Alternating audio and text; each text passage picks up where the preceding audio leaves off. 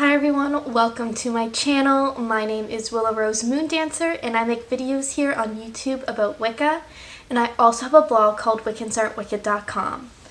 Today we are going to be discussing what spirit guides are and how you can find your spirit guide. Before we dive into that though, I just wanted to bring this up.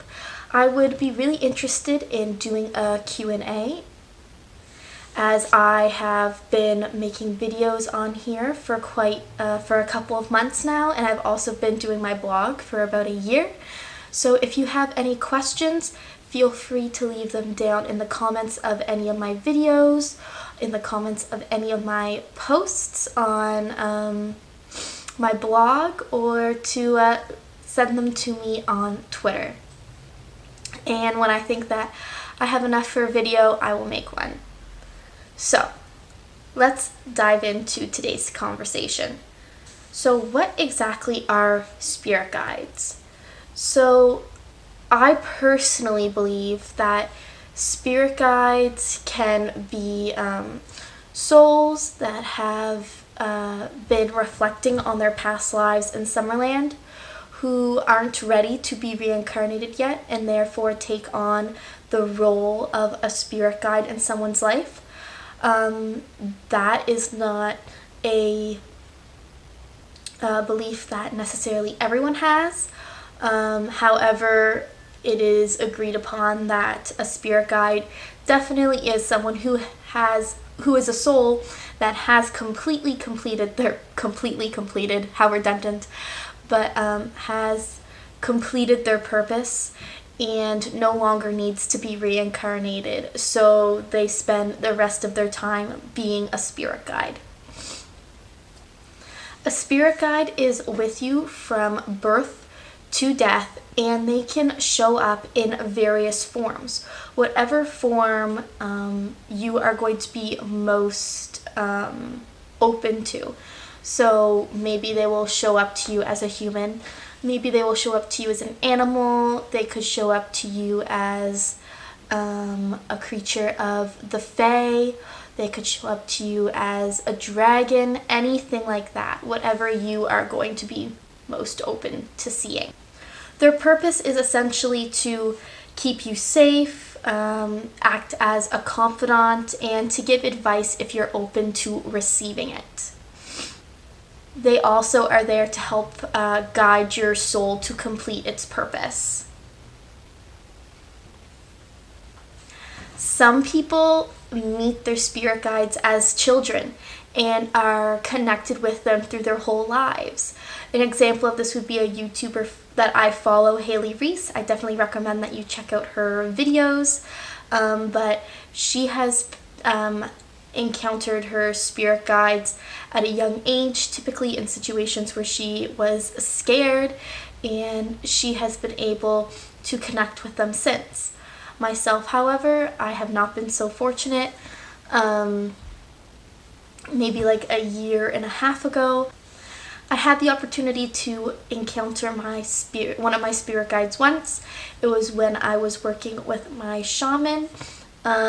Essentially, I had my eyes closed and she was drumming around me, and it got kind of meditative, and I just, in my mind, saw a flash of an elderly woman who very much looked like a stereotypical witch, I guess, and I have since then did a there's I believe her name is Stargirl. She's also on YouTube, and she does general tarot readings, and one of them was to see who your spirit guide is, and the reading that I got had suggested that my spirit guide was a female family member or ancestor. So I definitely think that I have a feminine ancestor that is watching over me as a spirit guide.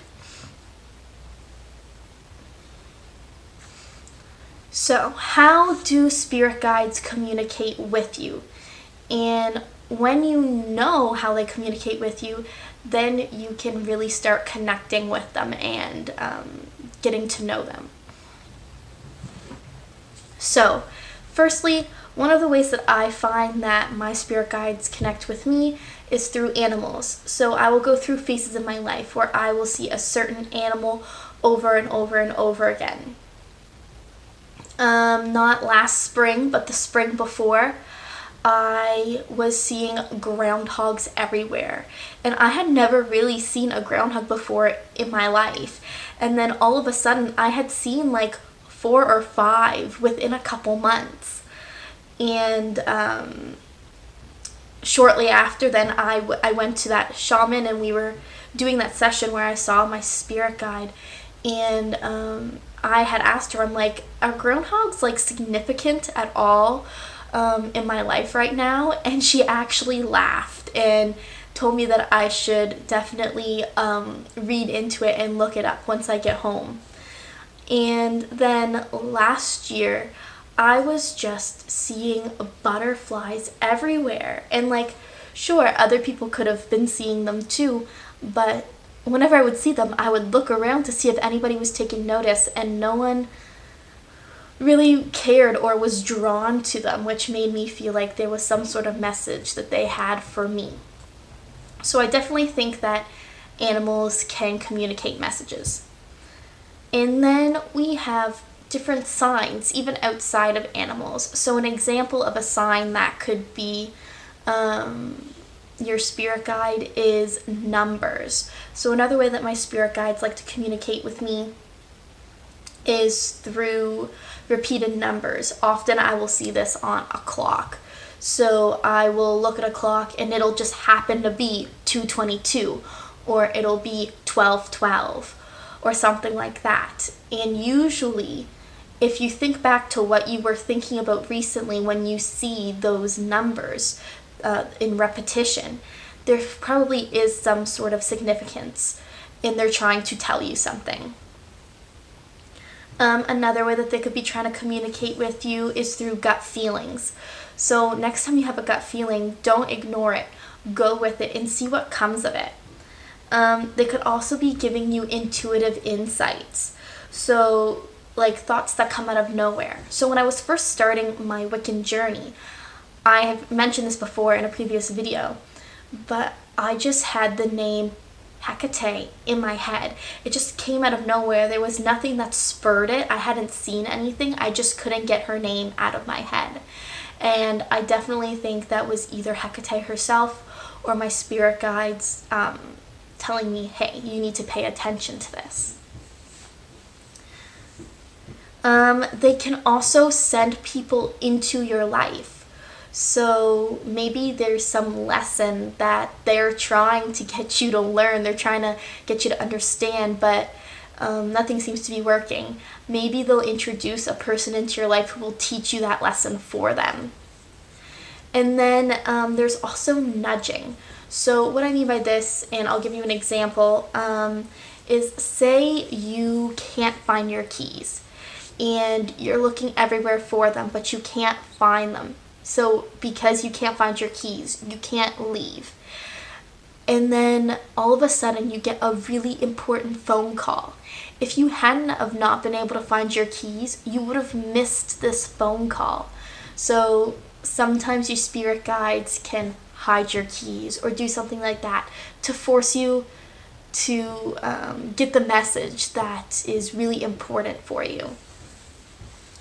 And some more direct ways of communication which can happen is through meditation, which is how I saw my spirit guide for the first time, through dreams. So maybe there is a person that you have never seen before that you notice keeps showing up in your dreams. That could be your spirit guide. There may also be an animal that you notice is always in your dreams, and that could be your spirit guide as well, something like that. And lastly, there is divination. So there are various tarot spreads that you can use to get answers and advice from your spirit guides, and I'm sure you could also use divination to communicate in other ways with them too, like just trying to find out how they show up to you and more about them on a personal level. That, however, is all I have for today's video. Make sure you follow me on my blog, wiccansarentwicked.com.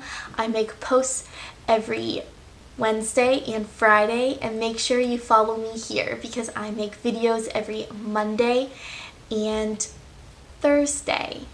Lastly, do not forget to send me any questions you want. It could be pertaining to Wicca, it could be about my everyday life, it could be about my plans for the future, my likes and dislikes, anything you want. I am a pretty open book. And until next time, blessed be.